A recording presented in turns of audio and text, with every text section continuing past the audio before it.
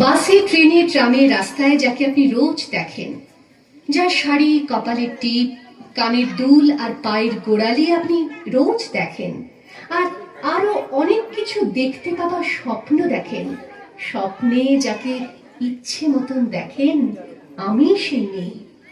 বিহারের প্রত্যন্ত গ্রামে দিনের আলোয় যার ছায়া মারানো আপনার ধর্মে নিষিদ্ধ, আর রাতের গভীরে যাকে বস্তি থেকে তুলে আনতে পাইক বরকন্দাজ পাঠান আপনি, আর সুসজ্জিত বিছানায় যার জন্য অপেক্ষায় অধীর হয় আপনার রাজকীয় লাম্পট্য, আমি সেই মেয়ে। আমি সেই মেয়ে।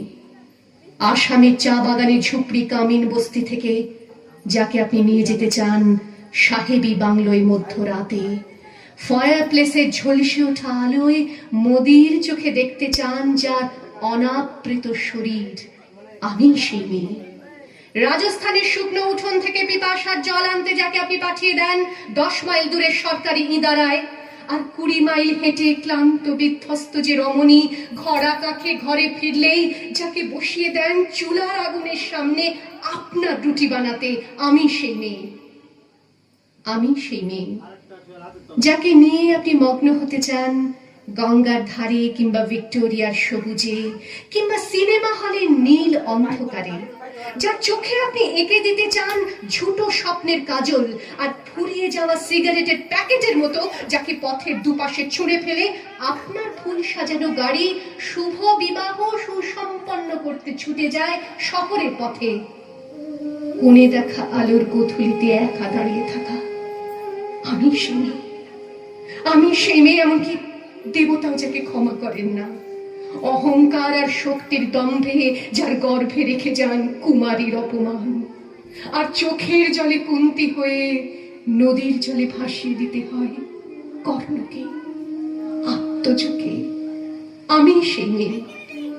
সংসারের অসময়ে আমি ভরসা, আমার ছাত্র পড়ানো টাকায় মায়ের ওষুধ কেনা হয়, আমার বাড়তি রোজগারে ভাইয়ের বই কেনা হয়, আমার সমস্ত শরীর প্রবল বৃষ্টিতে ভিজতে থাকে, কালো আকাশ মাথায় নিয়ে আমি ছাতা হয়ে থাকি, ছাতার নিচে সুখে বাঁচে সংসার। আপনি আপনি আপনি আপনারা আপনারা আমার জন্য অনেক করেছেন। সাহিত্যে, কাব্যে, শাস্ত্রে, লোকাচারে আমাকে মা বলে পুজো করেছেন, প্রকৃতি বলে আদিক্ষেতা করেছেন, আবার শহরগঞ্জের কানাগুলিতে ঠোঁটে রং মাখিয়ে কুপি হাতে দাঁড় করিয়েও দিয়েছেন। হ্যাঁ, আমি সেই মেয়ে। একদিন হয়তো অন্য কোনো একদিন আমার সমস্ত মিথ্যে পোশাক ছুঁড়ে ফেলে দিয়ে আমি হয়ে উঠবো সেই অসামান্য।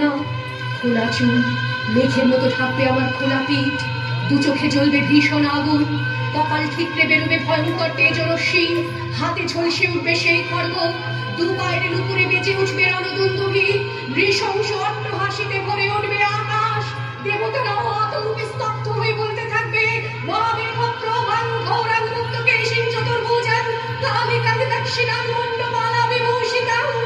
বিভৎস দাবানলের মতো আমি এগোতে থাকবো, আর আমার এগিয়ে যাওয়ার পথের দুপাশে মুন্ডহীন অসংখ্য দেহ ছটফট করতে থাকবে। সভ্যতার দেহ, প্রগতির দেহ, উন্নতির দেহ, সমাজের দেহ। হয়তো আমি সেই মেয়ে, হয়তোবা